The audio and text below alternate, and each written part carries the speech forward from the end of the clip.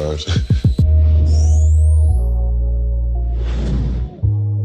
Bucks, the Cowboys, all teams are helping get a leg up on their competition by visiting NFL.com/gaininggreatness to discover more content. Guys, let's keep it moving here. Round of 30 and out. I'm going to tee up a game, something that happened in the game. You've got 30 seconds to break it down. You in? Yes. Yeah, Bucks, let's do it. Lions, Brashard Perryman, huge day for him. Here's his second touchdown of the day to ice the game for the Buccaneers, who, of course, play the Texans on NFL Network on Saturday. They beat the Lions 38-17. Nate, with 30 seconds, what did you make of this one? Brashard Perryman looks amazing. I called him Ahmad Brashad last week because he's looking like a young legend. I'll say this, with the sleep, I feel like we're talking about everybody sleeping on Jameis Winston. And what's his number? He's on pace for 5,226 yards passing, which would be fifth most all-time in the NFL. I said that Jameis Winston was balling a few weeks ago, and Schrager almost socked me in the face. And I was like, if you just look at his numbers, he actually is balling out. Now, here's the thing. 3 out of 4 games, he threw an interception in the opening drive. Amazing. He makes it difficult on himself, but they're also 4-0 over that span. Jameis Winston is playing himself into a contract. He might get franchised and make like $30 million next year.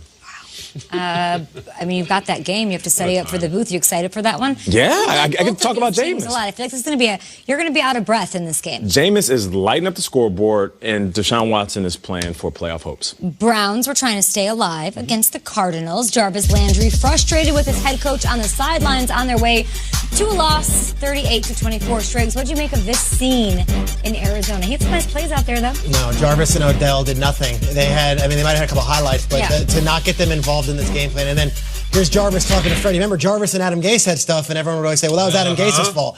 Here's Jarvis having issues with Freddie Kitchens. And I'll tell you, this Browns season, what a lost campaign. To think that Odell Beckham and Jarvis Landry can't get going. To think that Baker Mayfield had this big setback from last year.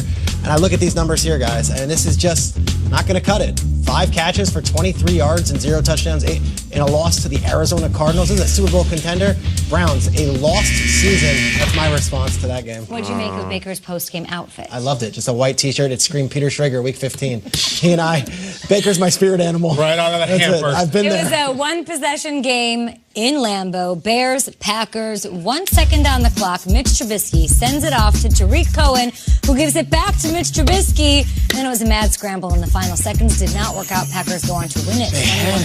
21-13. They really did, Nate. Kyle, 30 seconds on the clock. Thoughts on the Packers and the Bears? Change it, Kyle. It's tough. It's beautifully set up. It's not an accident. They set up the rugby line, and the rookie tight end, Jesper Horsted, is there, and the star receiver, Allen Robinson, is going clap, and he doesn't do it. He tried to do it just late. Last year at the end of the season, the Bears beat the Packers, and there was this really eager, triumphant staking of the flag of we're the kings of the North, and the Rodgers era is over, and that was very ignorant and premature, and it is not over, nor is the season for the Packers. It's tough. I think I speak for the group when it's tough to figure out what to make of this team. They're 11-3, but with Rodgers, all you care about is Super Bowl or not. The thing about this team, as good as Rodgers is, they're a running team, and when they do that with Aaron Jones, very difficult to beat. Huge game next weekend is Vikings. Vikings on the road taking on the Chargers in Week 15, late in the second quarter. Chargers driving for a late field goal. Take a look. Instead, they turn it over. So it's not a great deal. We get it taken back to the house. Chargers never recovered. Vikings rolled 39-10. Nate, impressive. Oh, yeah.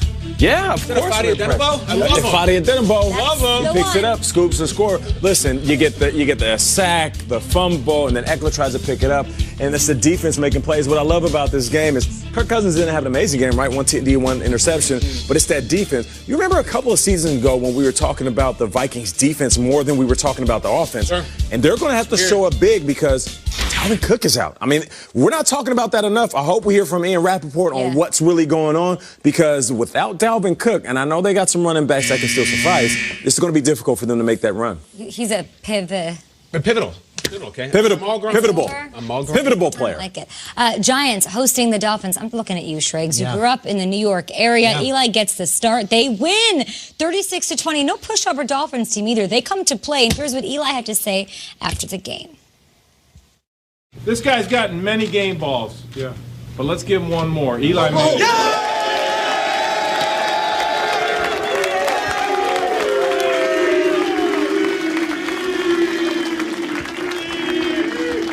Yeah, baby. Love you guys. I appreciate it. This is a special win, man. They're all special. So You know, all of them are tough. Doesn't matter what the feeling is, what the season's going.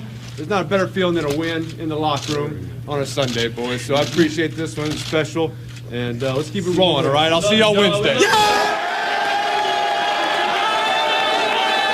The best part about this is that little line at the end, see you on Wednesday. What does that mean? He basically took it from Pat Shurmur and said, you're off Monday and Tuesday. See you Wednesday. That's amazing. Shurmur's like, if Eli called for it, I guess we're going to see you guys Wednesday. Who knows if they're supposed to, but that is the ultimate Eli move. Eli, a legend in New York sports, and I've said it on this show, and I've gotten a lot of heat for it. He is a Hall of Famer. He's a Hall of Fame quarterback. And he's got 2 Super Bowl rings. And last night they got a good goodbye to him. Where's the book? The book's in my hand. Is it like open? I think it's closed. It's closed? It's done? I don't know if it's done. It's very. There might be 2 weeks left of that book. Okay, I don't know if we ever see him in that just jersey 2 again. weeks left. Let's go to the final game in the Oakland Coliseum to wrap up the segment. Raiders, they're up 3 points. 3 points. Gardner Minshew, 30 seconds left. He finds Chris Conley. Chris Conley, of all people, for the game winner, Kyle. What went down? You know, you look at the Raiders fans, you think, oh, what a terrible ending this was for them. Believe me, it could have been a lot worse. That could have been Phil Rivers going in there and doing you one last time and having something to say about it. You have no relationship with Gardner Minshew. We'll also say this, you know, at the end of it, there were extracurriculars and there was a mess and like... For the last 15 years of Raiders football, this was actually very suiting. This was not Stabler and Howie Long. Over the last decade and a half, they're 48-72 in that building. They've had 9 different head coaches. Maybe it is time to turn the page, because as much as the fans made a mess on the field yesterday, the Raiders have been doing that for about 15 years too. So my heart is not breaking. Well said, Kyle, Nate, and Peter. Great job by all. Kansas City's offense did a great job in a snow globe yesterday at home in Arrowhead. They had a snowball fight. They did snow angels. The fans showed up.